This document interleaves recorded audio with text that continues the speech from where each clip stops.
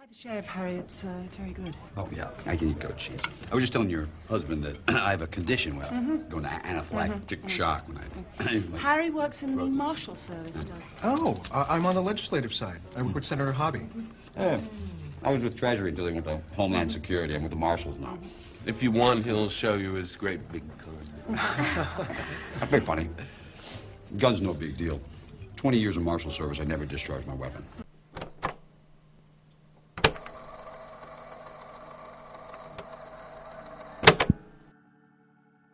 Chekhov's gun is a well-known dramatic principle that's essential for any proficient writer. However, most people that know of Chekhov's gun will roughly say, when asked, that it means any item introduced and emphasized must later be used to impact the story. While this is true, it's not also the whole truth of the device. For the sake of this video, keep in mind the barest and best definition of Chekhov's gun. Every element in a story must be necessary, make or fulfill a promise, while irrelevant elements that do not make or fulfill promises must be removed. First, Chekhov's gun is often misconstrued with foreshadowing, but this isn't exactly correct. While Chekhov's gun applies to persons, places, or things, foreshadowing is much more broad and can be used to denote the tone, mood, or general events of a story to clue the reader into what the experience will be like.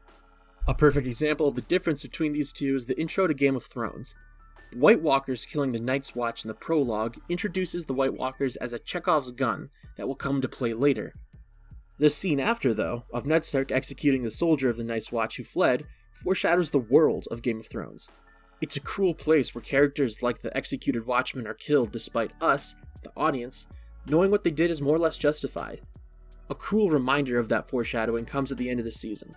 The general takeaway here is that Chekhov's gun and foreshadowing have the same relationship as a square and a rectangle. A square is always a rectangle, but a rectangle is not always a square. Second, you should know that Chekhov's gun doesn't actually need to be fired in order to be used properly. This relates to the idea of a red herring, which is an element of a story purposefully meant to confuse or mislead. This might seem like a dick move, but really this also just fits into Chekhov's gun. The element of the story, the red herring, serves a necessary purpose: misdirection. You should also know that Chekhov's gun can also be used subversively, by making the audience think the gun will be used in one way, when in fact it's used in another.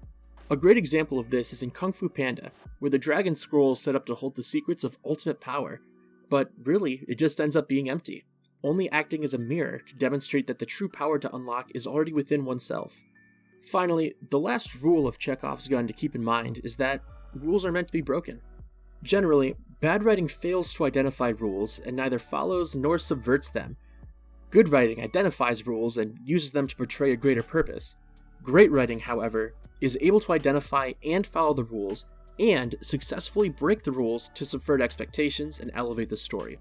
When we talk about the greats in writing, you should know that there are two types of great writer. Those, like Chekhov, who mastered and adhered to rules no one else could put a name to, and those who understood that rules are more like guidelines. Speaking of Pirates of the Caribbean, I'll be talking about the Curse of the Black Pearl in my next video on concision and purpose. For now though, keep in mind how the stories you're told are using the principles discussed in this video to speak to you, and next time you go to write your opus, never be afraid to stare down the barrel of Chekhov's gun.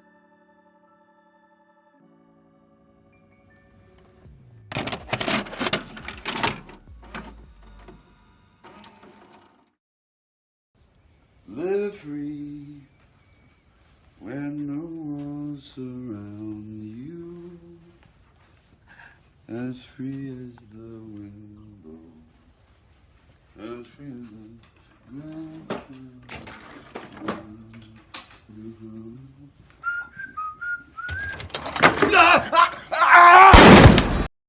I'll see you next time.